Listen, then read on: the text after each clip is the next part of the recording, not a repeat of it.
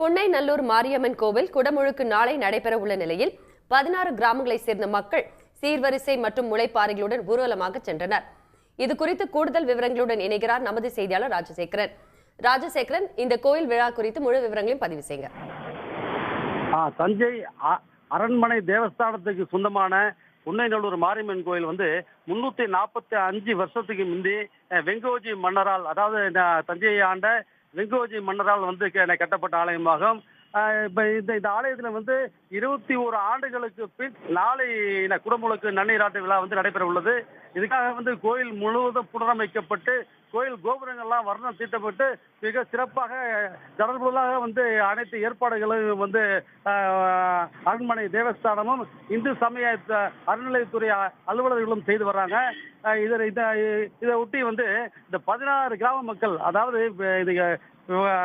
எல்லையை காக்கக்கூடிய கடவுள், அதனால இந்த சுத்திப்பட்டு அருள்மொழிப்பேட்டை உள்ளிட்ட 16 கிராம மக்கள் ஒவ்வொருத்தரும் அவங்களுடைய வீட்டில இருந்து இந்த முளைப்பாரி எடுத்துக்கிட்டோம்.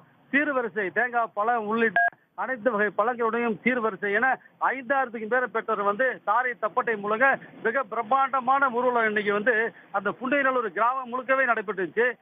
இப்ப அவங்க 1 மணி நேரத்துக்கு முந்தி அப்படியே புறப்பட்டு இப்ப கோயில் நிலையை அடையாளங்களுக்கு எல்லாம் சுத்தி வந்துட்டு இருக்காங்க.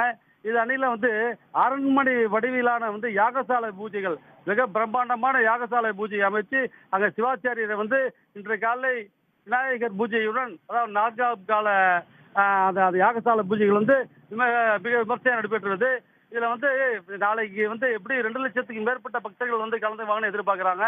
அதனால இங்க தஞ்சாவூர்ல இந்த புன்னைநல்லூர் மாரியம்மன் கோயிலில் உள்ள பக்தர்கள் நாளைக்கு தஞ்சை மாவட்டத்திற்கு உள்ளூர் விடுமுறை அறிவிக்க வேண்டும். அதாவது மாவட்ட நிர்வாகம் தமிழக அரசுக்கு பரிந்துரை செய்து உள்ளூர் விடுமுறை அறிவித்தால் அனைத்து மக்களும், அதாவது மாவட்டத்தில் உள்ள அனைத்து மக்களும் இந்த குடமுழுக்கு நன்னீர் ஆட்டு விழாவை பார்க்க வசதியா இருக்கும் அப்படின்னு அவங்க பிரதானமா வலியுறுத்துறாங்க. விழா கோலமா இருக்கு. அதாவது இப்ப காலையில இருந்தே நிறைய பக்தர்கள் கூட்டம் வர்றாங்க. எல்லாம் இப்ப இந்த பேரணியிலையும் கலந்துக்கிட்டாங்க. அடுத்து யாகசாலை பூஜையிலையும் கலந்துட்டு இருக்காங்க. கோலாகலமா இருக்கு இந்த புன்னைநல்லூர் கிராமம். தகவல்களை பகிர்ந்தமைக்கு நன்றி ராஜசேகரன்.